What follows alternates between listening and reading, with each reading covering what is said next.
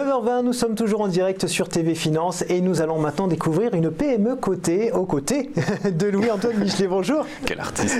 Bonjour Loïc.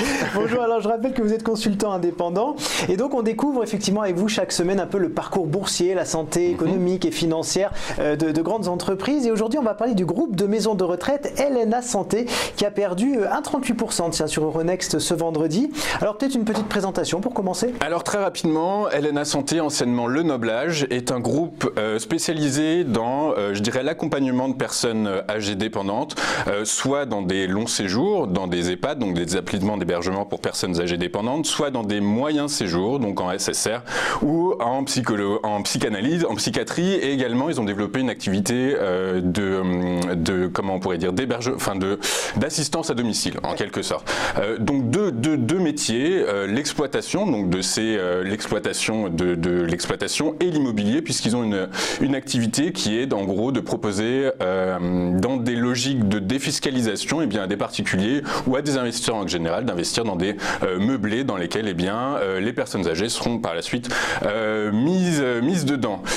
Pourquoi je me suis intéressé à LNA Santé? Pour trois raisons. La première, c'est que j'ai remarqué que le cours de bourse est, je dirais, moins volatile que son benchmark et que d'autres sociétés. Donc quand cette période d'incertitude économique et financière, ça pourrait être un investissement à regarder, puisque l'on verra plus tard, mais en tout cas sur la période, on va dire de 2007 à 2009, le cours a cédé juste 37% quand son benchmark par exemple cédait quasiment 50%. Donc c'est une première chose. La deuxième, c'est que LNA Santé vient de finir son premier plan, je dirais, de restructuration, de développement en quelque sorte, qui courait de 2013 à 2017. Et ce qu'on remarque, c'est que les objectifs ont été atteints, voire dépassés, et ce qui est de bon augure pour le prochain plan de développement qui devrait courir jusqu'en 2022, qui s'appelle Grandir Ensemble, et dans lequel les résultats donc passés permettent d'être confiants finalement dans la bonne exécution de ce plan de développement. Les chiffres du S1 2018, de toute façon, le confirmeront. Et enfin, d'un point de vue, je dirais, démographique, c'est la pyramide des âges qu'on a en haut à droite. Ce que l'on remarque, alors une première chose, donc on dit qu'en gros, l'âge moyen d'entrée dans une maison de retraite en France, c'est de l'ordre de 84 ans. Ce sont des données que j'ai trouvées sur Internet, sur un site spécialisé. Ça me semble peut-être un peu vieux, mais en tout cas, je me suis basé là-dessus pour réfléchir. Et donc, ce que je remarque, c'est que cette pyramide des âges qui, en gros, la période étudiée, c'est 2013 à 2070, on remarque que la part des personnes âgées de plus de 84 ans, va doubler. Donc, c'est gigantesque. Ça, c'est la première chose. La seconde, alors, ce sont des chiffres pour l'exercice 2017. Ce dont on s'est rendu compte, c'est que le nombre de places, le marché est en croissance de 5% régulièrement chaque année, et le nombre de places nouvelles chaque année est de 4,5%. Donc ça veut dire qu'on a un delta qui laisse penser qu'il y a énormément de places en fait sur ce marché-là, et qui peut être extrêmement intéressant de le regarder de près et d'y investir. À titre d'exemple, en 2014, 25% c'est 2060, 25% de la population devait être âgée de plus de 65 ans ou plus.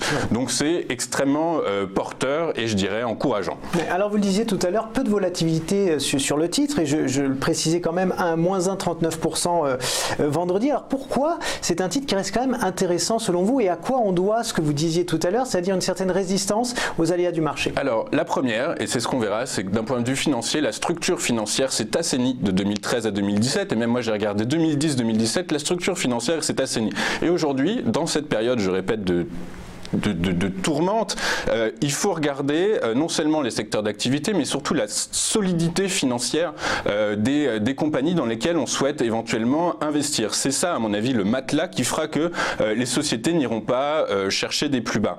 Sur 2010 à 2017, en gros, donc, le chiffre d'affaires prend 136%, puisqu'il passe de 206 millions à 487. C'est gigantesque. Ouais. C'est gigantesque, mais alors, je crois que le taux de croissance moyen sur cette période, c'est de l'ordre de 11%. Donc c'est très important.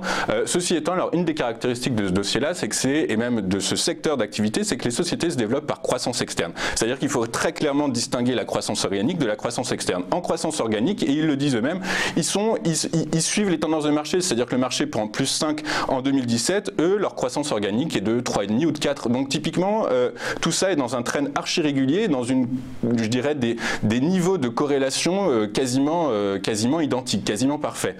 Sur 2010, donc 2017, 2017, la valeur ajoutée reste stable et surtout on remarque que l'EBITDA prend 110%.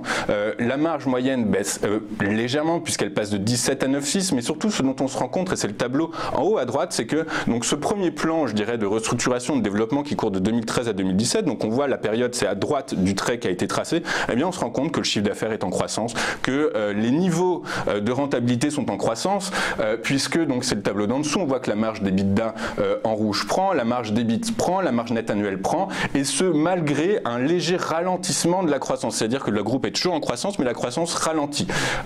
En parallèle, la rentabilité, c'est le tableau en bas à droite, la rentabilité, je dirais l'effet de levier qui se calcule par la différence entre la rentabilité des capitaux propres et la rentabilité de l'actif net, eh bien, est en croissance, pareil également. Donc ça veut dire, ça laisse témoigner d'une bonne gestion, d'une bonne compréhension. Le modèle économique comprend bien, je dirais, la structure de marché et on va dire que les agrégats financiers regardés, eh bien, sont tous, je dirais, dans une dynamique extrêmement intéressante pour un investisseur.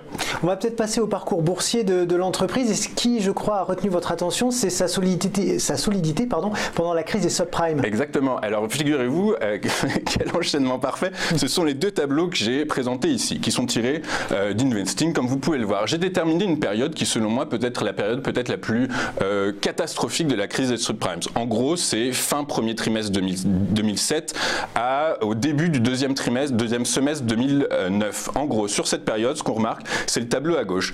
Le cours de LNA Santé est en noir. Eh bien, on se rend compte que c'est celui qui a perdu le moins. Je crois qu'il cède de mémoire moins 33%, quand son benchmark cède 47%, quand en rouge, c'est Korian perd quasiment 50-55%, et en rose, je dirais que j'ai été un peu taquin puisque j'ai mis le Bélier, qui est un équipementier automobile, donc je veux rien à voir en gros avec la santé, mais pour voir exactement jusqu'où ça peut baisser, c'est quasiment 90% de baisse. Donc on voit que le titre réagit moins, on voit la corrélation est moins importante que d'autres titres. Et la seconde, c'est son degré de résilience, c'est la slide à droite.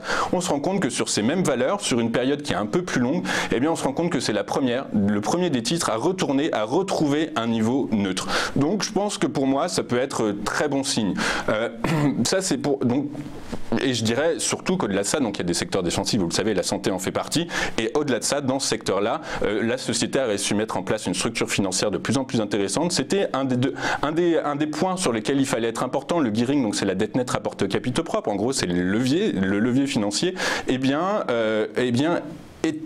était très important. Il a dépassé quasiment, il frôlait les 300% en 2014 ou 2015, je crois, pour revenir aujourd'hui sur des niveaux extrêmement cohérents et abordables. Et donc, c'est ce qui se retranscrit au S1 2018 dans les chiffres du premier semestre 2018. Le chiffre d'affaires donc prend 7,5 et c'est ce que je vous disais en croissance organique, il prend un peu plus de 3,5%, donc il suit le marché en fait en réalité. L'EBITDA, pareil, prend 1,3%, alors que la marge baisse légèrement. Elle passe de 10,2 à 10,8, mais ça reste cohérent. Le résultat opérationnel courant prend 0,4%. Le résultat net par groupe prend 7,1% quand la marge nette annuelle reste stable de 4,12 contre 4,13 précédemment. Et surtout, l'endettement reste maîtrisé à 183 millions d'euros. C'est l'endettement net, 183 millions d'euros contre 185 l'exercice précédent. Et on voit que c'est un effet immédiat sur le résultat financier qui baisse de 2,9%. Donc tout ça, c'est bien, c'est très encourageant. Et surtout, au-delà de ça, ça permet au groupe de mettre en place donc son GE 2022, son Grandir Ensemble 2022, dont je dirais les principaux points sur lesquels il faut être attentif, c'est le nombre de lits. En réalité, aujourd'hui, ils en ont 7200, ils souhaitent les faire passer à 10 850. Une enveloppe, donc je vous le disais, ce sont des groupes qui se développent principalement en croissance externe et ils ont décidé d'allouer une enveloppe de plus de 155 millions d'euros à cette stratégie-là et enfin ils souhaitent maîtriser leur CAPEX en les faisant courir sur 4 ans à 75 millions d'euros et on verra que tout ça se retrouve dans mes valos et typiquement eh bien ça peut être très encourageant et assez, je dirais, ça se regarde en tout cas, ça se regarde.